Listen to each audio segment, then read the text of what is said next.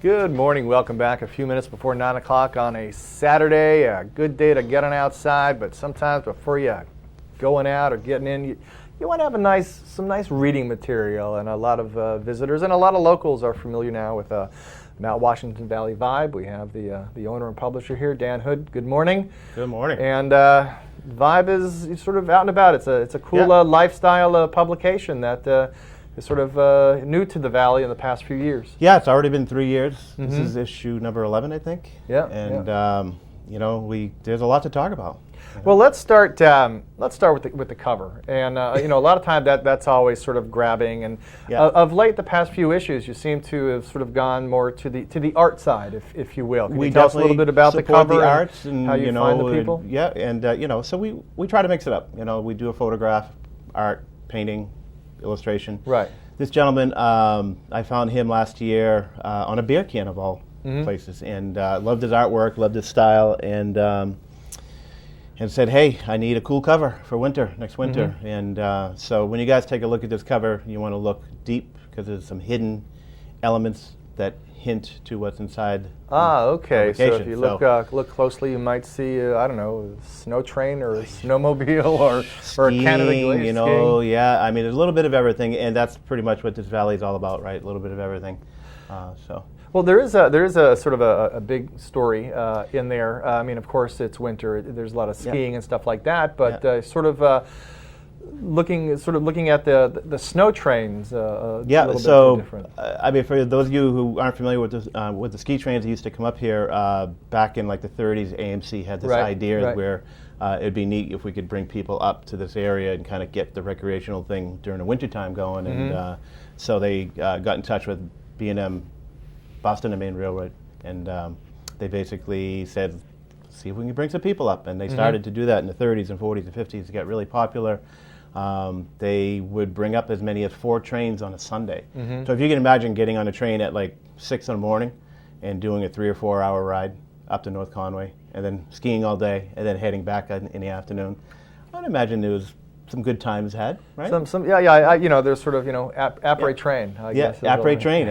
I mean, that's great. It's a good idea. I like that. There you go. But so the writer, in this case, Phil Franklin, really dug deep, and he was able to find some collectors of some old memorabilia, and we spoke with folks that were actually on the train, and people that were directly involved with running the train, and so. Really good information that's never been out there before, photographs that have never been seen before, except for back in the 40s or whatever. So really good stuff, and you got to pick it up to read that. Big backcountry skiing article. Yeah, I was going to say on that. That really, the backcountry skiing, there's sort of been a resurgence, renaissance with that. Yeah, that's kind of the feature article. There's a lot of people that are looking to get into it or talking about it, not sure how to do that. So we basically just went out and took all the information that's available and put it all in one place. Where to go, who to speak with, where to buy your gear, Facebook groups to kind of communicate with, all the guides in the valley, where to get rentals, where to if you're looking to get into it, even if you're looking to take it from the next level, from Nordic level up into the avalanche areas, how to be safe, how to be prepared, how to get ready. If you're going out on a Monday, how to be ready Sunday night, who to talk to. And so if you're thinking about it, you always wanted to do it, now's the time.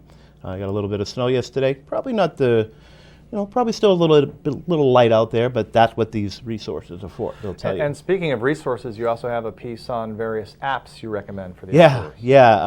We have phone apps that we review twice a year, typically geared towards the outdoors, and so whether you're into skiing or snowmobiling or looking to save a few bucks on some tickets, you can take a look at those apps. So really neat apps out there, especially if you're going out in the woods and you want to kind of keep track of where you're going, maybe keep track of your fitness level. You can even communicate with your honey and make sure that they know where you are at all times, type of thing. A lot of them run on GPS, so you don't even need a phone signal. So really cool apps. Check that out. And you'll get 100 pages of just good stuff. Yeah, and then there's sort of like the lifestyle, you know, the food side, the beer side. I mean, beer, like Yeah. beer is big. Beer is good, and beer is big in the Valley, and these microbrewers work hard, and you know, they are constantly changing things up. And you know, we started doing a microbrew article 2-3 years ago, and you know, we just heard so much about it. So now we do it on a quarterly basis. Right. And as you can see right there, look at all that beautiful color, right? There you go.